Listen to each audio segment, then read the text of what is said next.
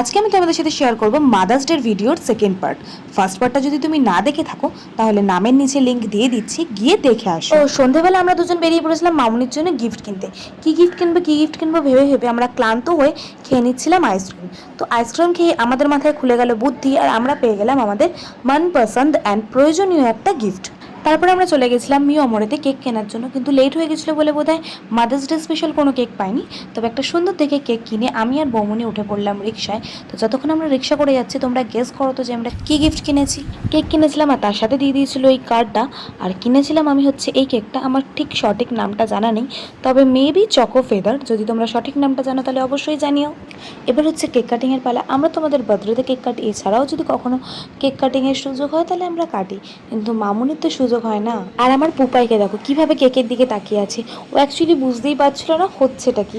আমরা সবাই মিলে হই হুল্লোড় করছিলাম, কেক কাটা হচ্ছিল, মামুনি আমাদের সবাইকে কেক খাইয়ে দিচ্ছিল, ওর গালে দেয়নি বেচারা। তাই জন্য দেখো কেকটাকে পুরো হাত দিয়ে খামচে চটকে বিছানাময় লাগিয়েছে। এইবার হচ্ছে গিফট দেওয়ার পালা। আমি আর বৌমনি গিফটটা কিনতে গেছিলাম, কিন্তু গিফটটা অ্যাকচুয়ালি দিচ্ছে হচ্ছে দাদাই আর পুপাই। তো তোমরা তো বক্সটা দেখে এবং বক্সের ওপরে ছবিটা দেখে বুঝিয়ে গেছো যে এর মধ্যে কী গিফট আছে, কিন্তু মামুনি গিফটটা আনবক্সিং করছে, তোমরা সেটা দেখে বলো যে গিফটটা আদৌ প্রয়োজনীয় আর সুন্দর হয়েছে কিনা। আর হ্যাঁ, শুধু ভিডিওগুলো দেখে পালিয়ে গেলে হবে না, কিন্তু চ্যানেলটাকে সাবস্ক্রাইব করতে হবে, ভিডিওটাতে লাইক করতে হবে, আর অবশ্যই কিন্তু কমেন্ট করতে হবে। দেখা হচ্ছে পরের ভিডিওতে, ততক্ষণের জন্য টাটা।